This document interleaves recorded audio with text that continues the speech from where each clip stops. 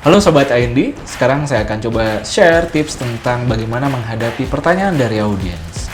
Banyak dari kita yang ketika presentasi di depan merasa deg-degan karena takut dengan pertanyaan-pertanyaan yang muncul dari audiens. Takut susah, takut nggak bisa dijawab, takut malu karena saya nggak tahu bagaimana harus menjawabnya. Tenang, sebetulnya ada tips yang bisa kita lakukan yang ini menurut saya cukup powerful karena sering saya praktekkan. Ada 3 yang prinsip ya. Yang pertama adalah teman-teman harus bersikap jujur. Maksudnya apa? Bersikap jujur artinya kalau memang teman-teman tidak tahu, katakanlah bahwa teman-teman tidak mengetahui jawaban tersebut ya, atau belum mengetahui jawaban tersebut. Jangan kemudian bohong dan akhirnya ketahuan, justru itu akan menghancurkan dan menurunkan kredibilitas dari teman-teman sekalian. Jadi tetaplah bersikap jujur. Contoh, misalnya ada pertanyaan sulit yang datang. Kemudian kita coba membalasnya dengan kalimat yang lebih elegan. Misalnya, Bapak itu pertanyaan yang saya bagus sekali. Nah, misalnya, Bapak itu pertanyaan yang sangat bagus sekali. Sampai saat ini saya masih penasaran, Pak.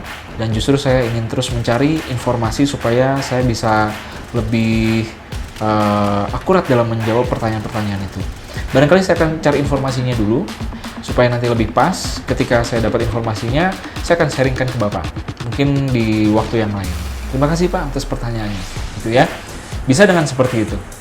Jadi, nggak usah khawatir.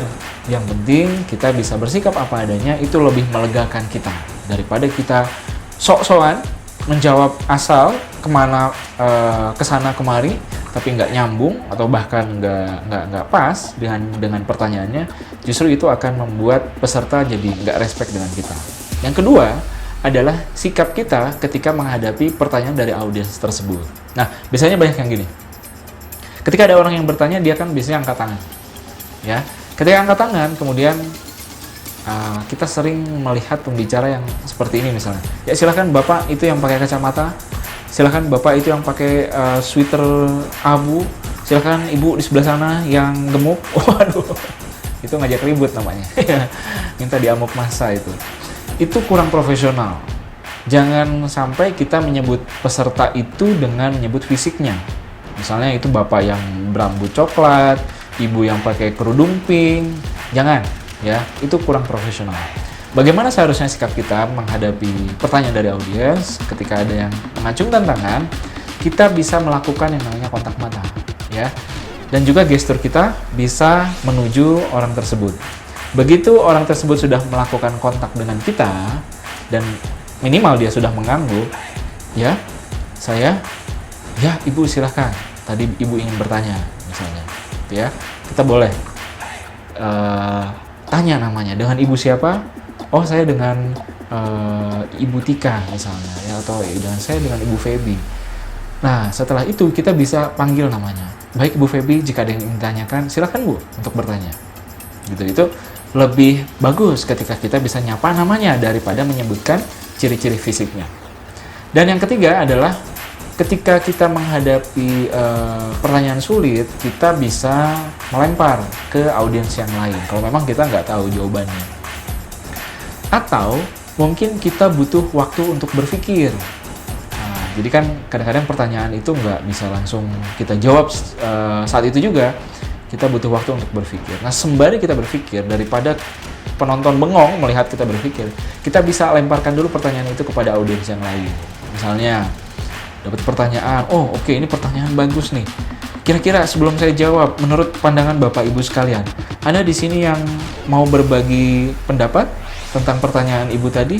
Gimana caranya kira-kira? Bla bla bla bla bla bla.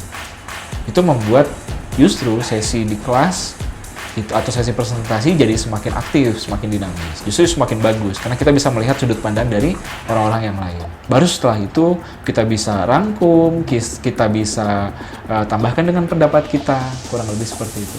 Itu akan lebih memudahkan kita ketika menghadapi pertanyaan-pertanyaan yang tidak bisa kita jawab langsung saat itu.